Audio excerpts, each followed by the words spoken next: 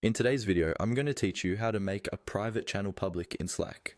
Whether you're looking to open up a conversation to a broader audience or streamline communication across your team, converting a private channel to a public one can be incredibly useful.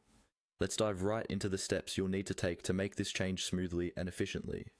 First, open Slack and navigate to the list of channels within your workspace. You'll typically find this on the left-hand side of your interface. If you're using the mobile app, it's much the same. Locate your channels by either swiping or selecting them from the menu. Once you're in your list of channels, find the specific channel you're looking to convert. After selecting the desired channel, look for an icon that may resemble three dots or lines, often referred to as More Actions. In the desktop version of Slack, these will usually be visible near the top right corner of the channel window. Clicking or tapping on this icon will reveal a drop-down menu of options specific to that channel. From the drop-down menu, you'll want to select Edit Settings. This option will lead you to a variety of channel settings, allowing you to modify how your channel operates. Here's where all the magic happens. Once inside the settings menu, you'll be presented with several editable options, including the channel's privacy settings.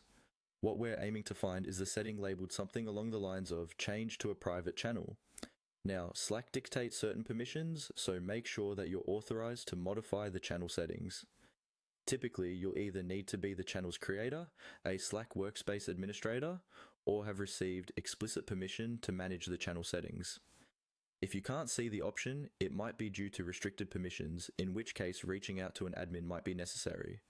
Once you're clear on permissions, go ahead and click Change to Private. Despite the steps sounding counterintuitive, what you're actually doing here is toggling the current setting. A confirmation screen will appear, confirming your intent to change the channel status. Review this information carefully and click through to apply the change. At this point, the system will update the channel accordingly. It's essential to remember to close and save your modifications to ensure everything is appropriately documented. Double-check the channel in your list to confirm it now appears as public. It's a gentle reminder to touch base with those joining the newly accessible channel, guiding them through any necessary context and channel guidelines. And there you have it.